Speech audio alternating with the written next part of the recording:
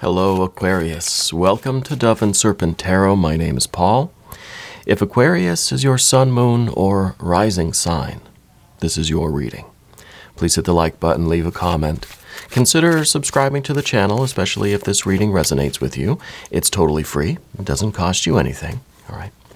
But if there's anything you would like me to pray over or meditate upon or send positive energy toward, please let me know. Okay.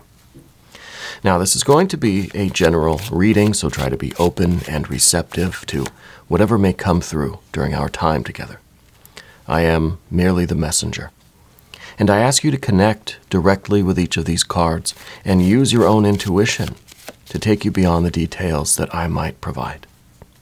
And remember, Aquarius, that the most important part of any tarot reading is you. And the Hierophant, this is some very good fixed earth energy. This is, to me, it kind of shows that we've been doing something steadily a certain way, right? That there's a certain wisdom, a certain tradition that we've been following, right? And we've been consistently applying that knowledge, that tradition, that wisdom to what we're doing right now. But let's put this into some context, all right? Let's see what else is going on. We got a Three of Swords there. Interesting. Now we have some fixed air energy. This is your Aquarius energy now, represented by this Prince of Swords. Okay, it's the fixed air energy. And a Nine of Cups. Very nice. Five of Wands. Oh, and some interesting, a lot of fixed energy here. We have some fixed fire energy, right, with the Prince of Wands. Wheel of Fortune. Yeah, the Eight of Cups. Kind of was expecting that. We've got the full moon. We've got the High Priestess, which is symbolized in tarot and in the Kabbalah by the full moon. And we've got the Knight of Wands there. So this is, we've got a lot of, I think, a shift is happening, right? I think this fire energy is kind of showing us the way forward, to be honest with you. Let's select our mystery card, bonus card, confirmation card. This is one random card from the Smith-Waite Tarot. And we are just going to set it down over here, put Mr. Ed, the talking horse, right there on top. But we're not going to look at that card until the very end. All right, Mr. Ed's not going to tell me what it is. But it will confirm everything, right? It will tie everything together at the end of the reading. And if at any point during the reading you feel like you know what that card is, I want you to put your prediction down in the comments. All right. Let's do it together. Let's try to make it a group, collective exercise in intuition. All right. I think it would be fun. But let's take a look around the room here and see what kind of major arcana we have. Well, we know we've got that Hierophant, and the Wheel of Fortune, and the High Priestess. Very interesting. Because, see, we have that fixed wisdom here, then it's almost like we're kind of spinning the wheel of destiny here. We're kind of taking our chances on a hunch. We're just letting kind of luck play into it a little bit of randomness, so-called, into this fixed energy, and maybe that's the way to wisdom. Maybe that is the way to the crown, to the spirit, to the wind, to the depth of this thing that you're doing. Okay.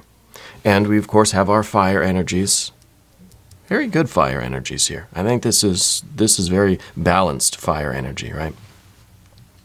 We've got our water here, which it's showing us the two sides of the water energy. It's showing us an 8 and a 9. It's like we're happy, and then we're losing hope. And then we're kind of getting happy again, and we're kind of losing hope.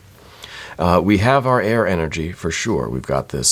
We've got your fixed Aquarius energy here, the fixed air energy here, and then we've got this very dynamic Three of Swords, right? Which could either work for us or against us. It really depends on how we're going to approach it.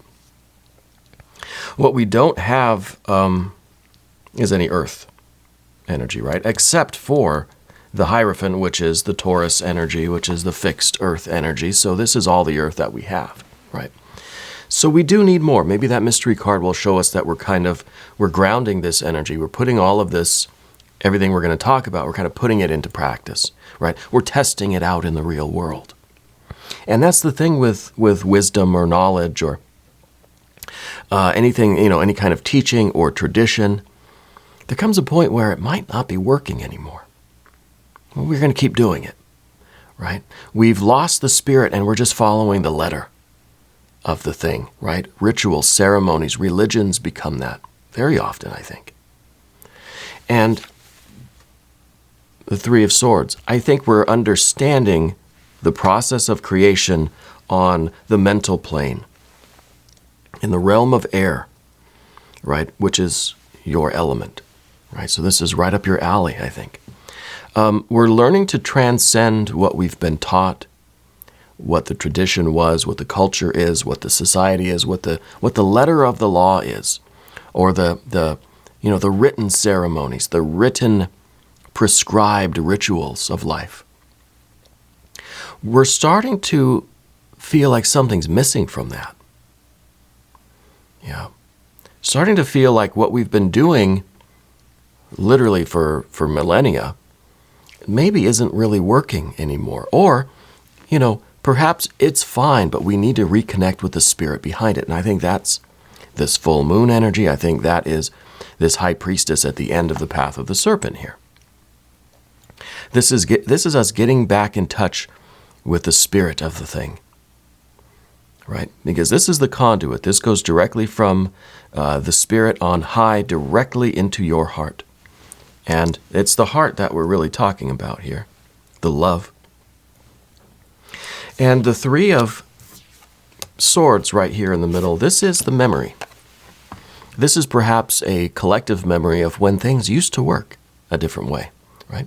That when these teachings, these rituals, this method, this way of doing things was working. It was, it had the spirit behind it, right? It wasn't just the empty shell. It wasn't just the routine performance of something with no fire behind it, essentially, right? No spirit in there.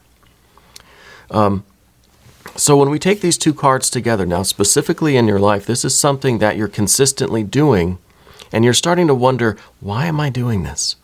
Why am I doing things the same way? Maybe it's a work thing. Maybe it's in a relationship. Maybe it's a pattern of relationships. Maybe it's a pattern of jobs or careers or choices. This is not a romance reading. This is not a career reading. This isn't a spiritual or metaphysical reading. It's not a philosophy lesson. This is a life reading. Okay? And life is complex. Life has a lot of moving parts. Yeah. And wherever this is most specifically applying to you, that's where we need to look at how we feel about it and why we keep doing things this way, even though we're not really happy with the outcome. Yeah. So the three is the memory of a time where this worked, right? Or this could be us envisioning a time in the future where this will work again. Yeah.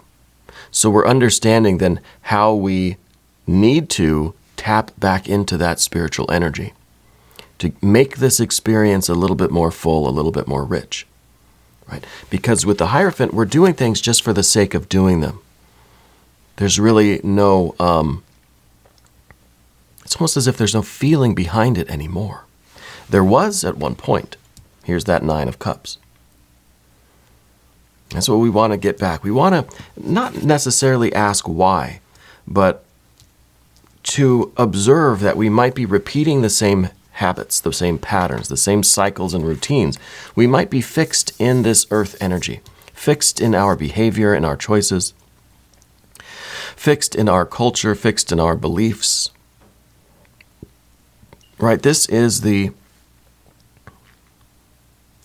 outer behavior, the outer ritual of life. And this is what's behind it right now. And this is not as good as the Nine of Cups, I'll tell you. This is kind of thinking, wow, I remember the Nine of Cups. It's a distant feeling perhaps, but I remember it. And I want that back, right? This is happiness. This is satisfaction. This is feeling like what you're doing in your life, your decisions, your processes of life, your interactions, your relationships, your business choices, career choices, life choices, all of it, are satisfying on every level of being: physical, mental, emotional, and psychic, spiritual, creative.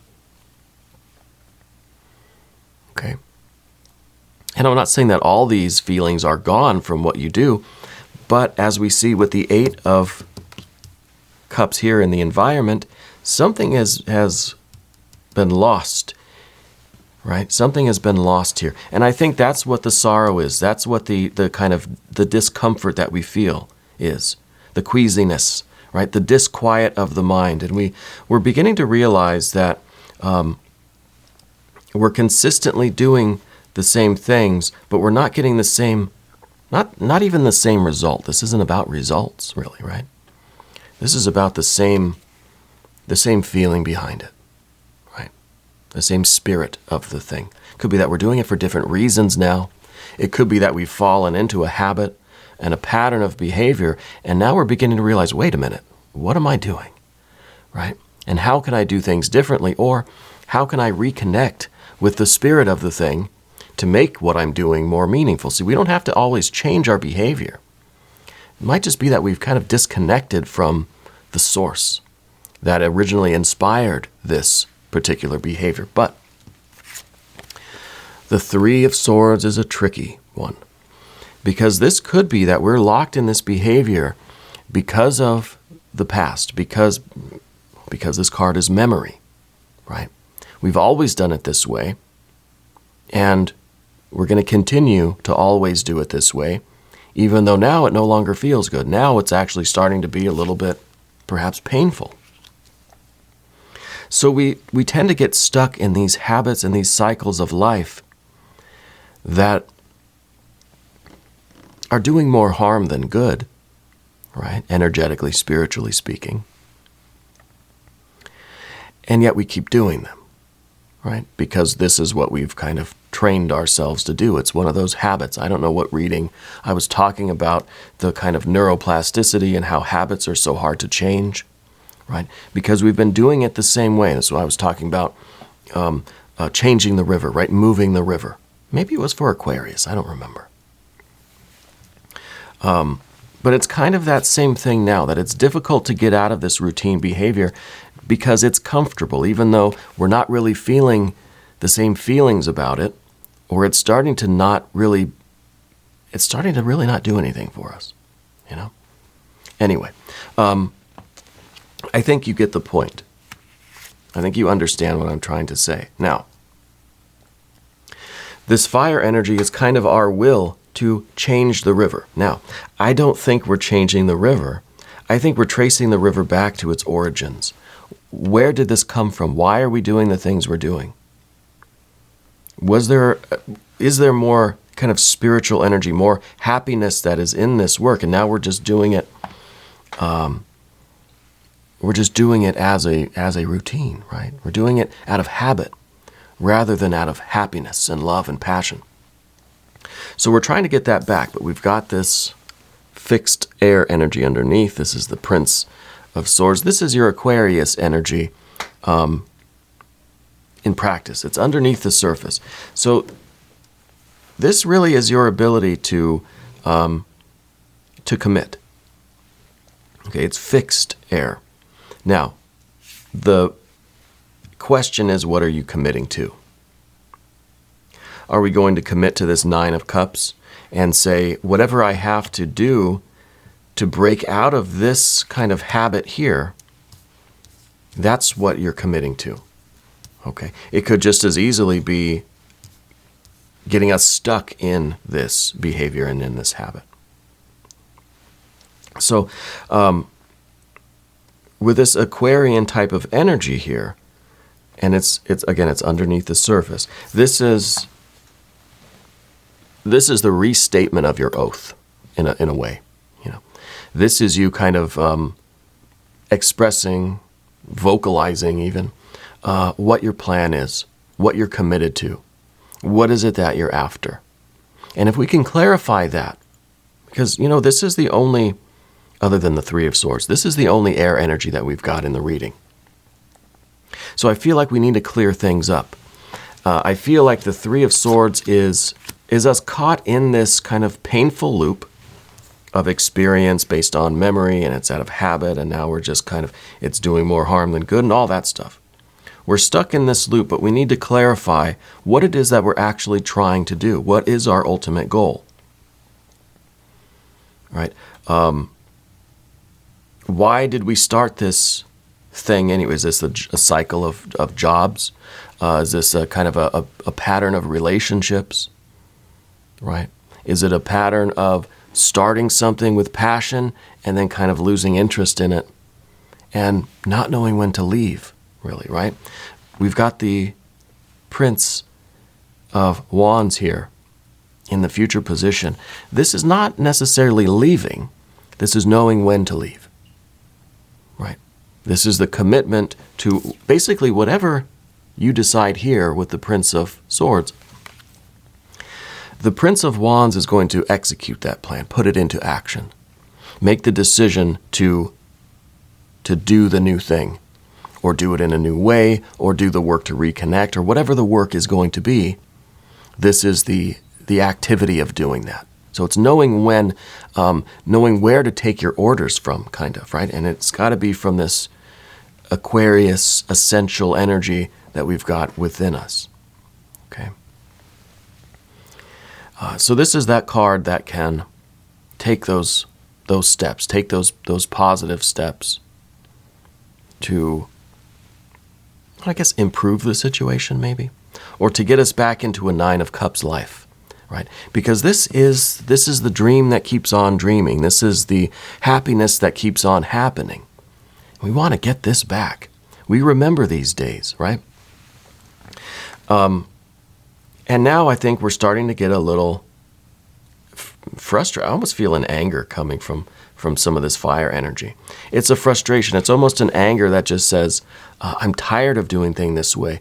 It's time to make a change. It's time to do something, right? And this is, again, a Five of Wands. It's all about change, but it's a change of consciousness. It's a shift in our awareness. We may not know exactly what that change needs to be yet, but we've got this feeling very front and center. This is above everything on the path of the dove, right? This is something that you're aware of, like right in front of you. It's like a hot sun beating down on your back and on your head, and you're just thinking, I don't know where to go, but I know I need to get somewhere. I need to find some shade, you know? So it's hard to ignore. But we may not know exactly what those details are yet. Okay? That's going to bring us over to the path of the Serpent here with this Wheel of Fortune. And as I do this, I'd like to ask for your subscription. If you haven't subscribed to the channel yet, please do. It's totally free. It doesn't cost you anything. Okay? And send some comments to me. I love reading the comments. That's honestly my favorite part of doing all of this, is hearing from all of you. All right? I appreciate each and every one of you. So the Wheel of Fortune. The Wheel of Fortune kind of shows, one, that we're willing to gamble, right? Not literally, okay, I'm not a gambler. I'm not advocating gambling with anything. But this is our willingness to just kind of roll the dice and see what we could do differently, see what we could change. Like I said, we may not know exactly how to get through this or what to do. We've got to do something. In some ways, we've got to do anything. Anything to get us out of this kind of fixed routine, this groove that we're in, right? And in some ways, too, this is your sense of destiny. This is the sense that there are bigger and better things out there. How do we get them? How do I find out what they are and figure out how to go after them? So we really have to reconnect with what our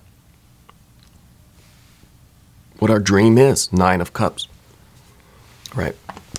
What is that dream that I think started all of this, but then it kind of got stuck in a routine, and maybe the dream was put on hold.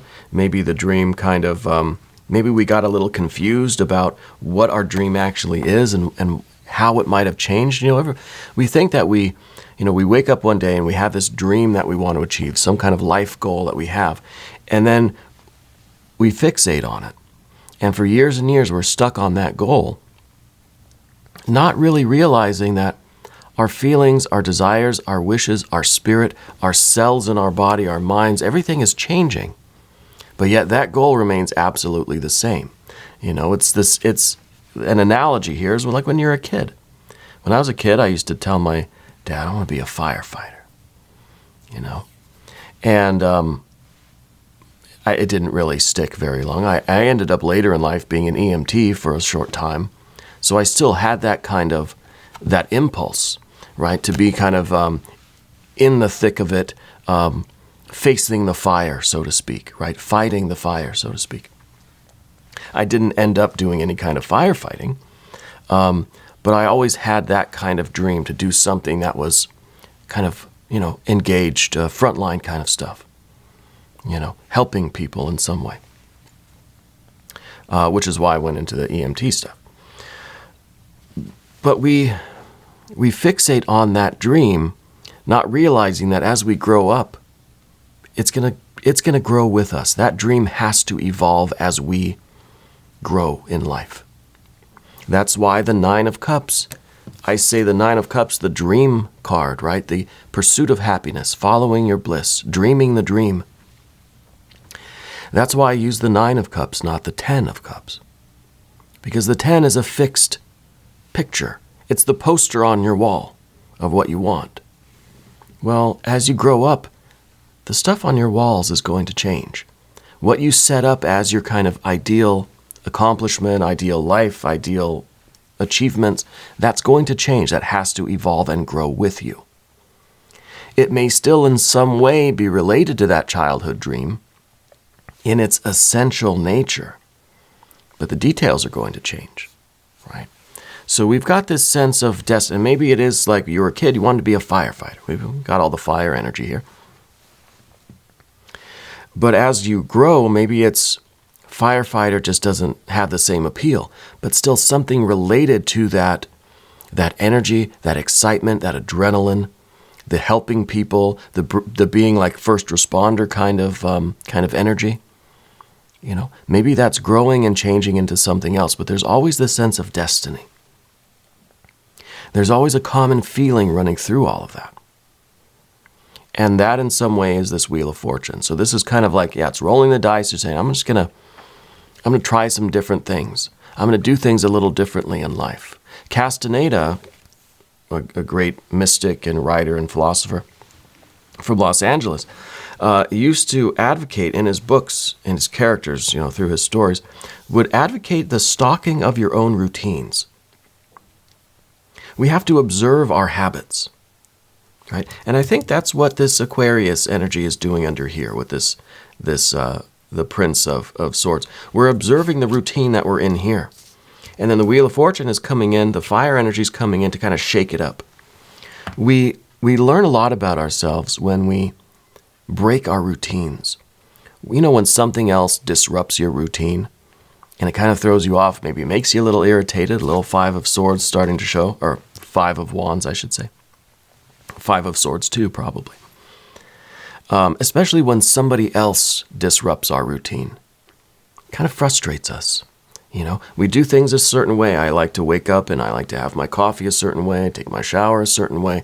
But then something unexpected happens and you get kind of disoriented for a minute. Maybe you get frustrated. Maybe you get a little angry. And then you've got to adapt. Well, those are opportunities for us to really observe ourselves and see how fixed we are in those routines. And then we can start to see maybe how we can grow, how our life can grow, how our approach to our sense of destiny has to grow and change. We've got to get out of these habits a little bit, even if they're a little bit uncomfortable, which I think the uncomfortability is some of this fire energy. It's the growing pains of this expansive Jupiter energy, right? Your life is growing and expanding. Right? Your dreams are getting bigger and bigger and bigger.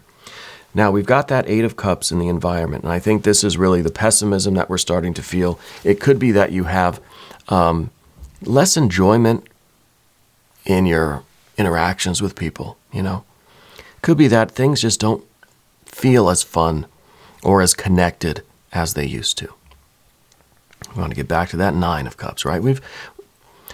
Your interactions with the world have lost a little something, it seems. Okay? And this is the marker that you're looking for in this observation. Right? This is what's prompting us. This is what's making us realize that, hey, I've got to do something about this. So I think this, full moon situation that we've got going on right now in Gemini is a good opportunity for all of us to start looking at ourselves, communicating with ourselves, and seeing these opportunities for change, for growth, for innovation, for maybe rolling the dice a little bit, right? And maybe it is a communication that needs to take place, but it's not a swords style communication. It's not an intellectual communication. Okay, it is self-analysis by moonlight rather than by sunlight. It's feeling, it's intuition, right? It's more of a spiritual sense, a subtlety, rather than it is taking our swords out, right? Taking a pen in each hand and writing yes or no's and pluses or minuses and doing the math, right? It's not about the math this time around. Right now it's about, I think, seeing inside of us using that moonlight. And that's why we've got the High Priestess here at the end. But we've got to battle this impulsivity of this. This might be an Aries person in your life. For some of you, I think this has kind of got a romantic color to it. Maybe with an Aries person. Okay, maybe even with a Taurus. I'm not sure. But it seems as if our domestic relationship, our romantic relationship possibly, has lost a little something. Your feeling of the passion for your career or the work or your art, it just seems like a little something is missing, right? The Knight of Wands is very impulsive. Sometimes the horse can just carry us away. We have this impulse, something needs to change, and instead of rolling the dice, we just I don't even know what's more random than that, right? We just really do something completely wild, completely out of the blue, out of character, right? It's almost a loss of control, right? So we're taking this fire energy, but we've got to hold the reins. We don't want to let go. We don't want this fire energy to carry us away into trouble, right? So this card is in the position of what we don't want. It's in the position of the obstacle, because this is what we have to maintain control over. We have to overcome this challenge, which is really this fire energy just going absolutely crazy and kind of destroying what we've built, making too many changes too quickly, too big, so that we need to hold the reins on that fire a little bit. And that's implicit too in the 5 of Wands because of the Saturn in Leo style astrological energy on that card. It's about controlling that fire, channeling that fire. Maybe it is a frustration, a growing anger with things. Maybe we're getting short-tempered or we're getting angry over the little things in life, the little annoyances, We need to control that. We need to channel that into a new behavior or some sort of alteration. Right? We have to make a little bit of an adjustment. And all of this is being revealed to you, I think, by this High Priestess card, by this full moon energy. Okay, it is a direct spiritual connection. This is also the card of communication, but it's communicating through dreams, visions, epiphanies, realizations, synchronicities, psychic activities, paranormal activities. Good movies, by the way. So you may be noticing an increase of these sorts of things. Okay? And pay attention to them.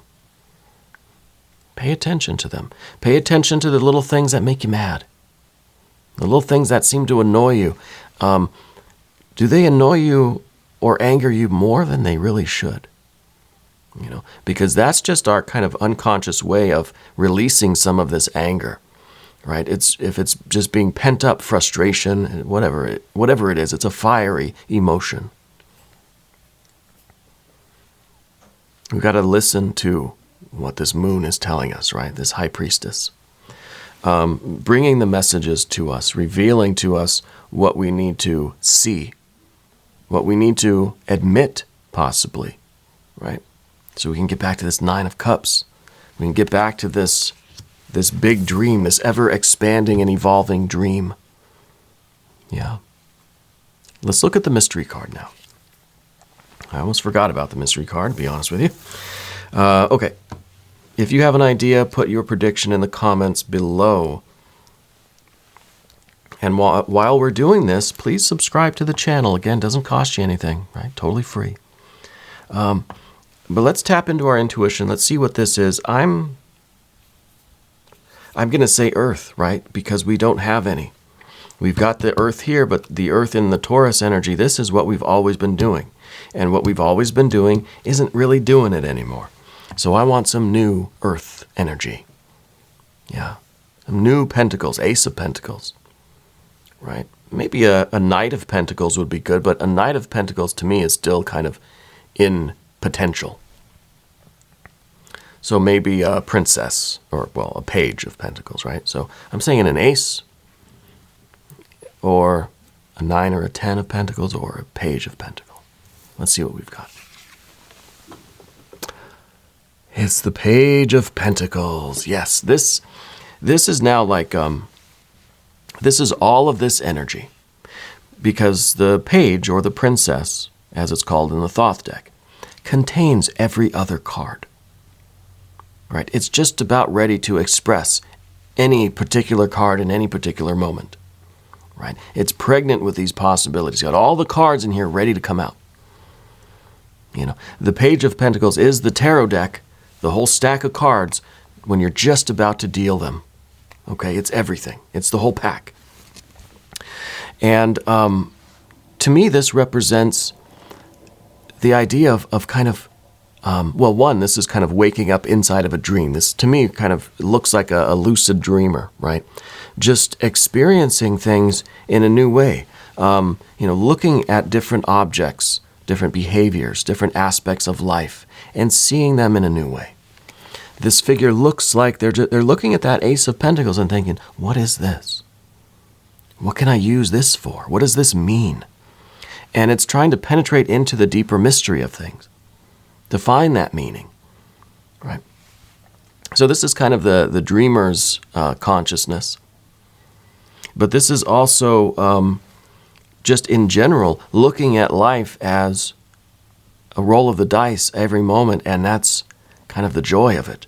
This is looking at every action, every behavior, every possibility as a new adventure, right? This is like you're standing there with a full deck of tarot cards, and you're just ready to pull one out, and that's going to be the energy for the day, right? Maybe you should start doing that, right? Maybe get one of your tarot decks if you have any. I think everyone should have at least one. And just pull one card every day. And that can just be your image for the day. You don't have to study it. You don't have to look up the meanings in a book. What does it make you feel? Right? I've started to do that with my daughter a little bit, where she'll see some of my cards and she'll say, Daddy, what's that card? And I'd be like, well, look at it. How does it make you feel? What do you think of when you look at that card? Because I feel like that is revealing more about ourselves and about our truth and about the essence of things than the intellectual. And that's the same what I was saying with the High Priestess versus having a lot of swords cards, right? It's not an intellectual process. We're not kind of taking notes and writing down pros and cons. We're not doing the math on our life. We're trying to feel it. We're trying to look at it and say, what does that make us feel? So I think this is a very good confirmation card. Now we're going to do an extended reading. If you want to stick around, click on the link in the corner. That'll give you access to all of the extended readings, okay? I'm here from 6 to 8 a.m. Chicago time every day. So please come back and join me right tomorrow. I want you to know that you're the most important part of Dove and Serpent Tarot. I thank you and I love you. And we're all in this together.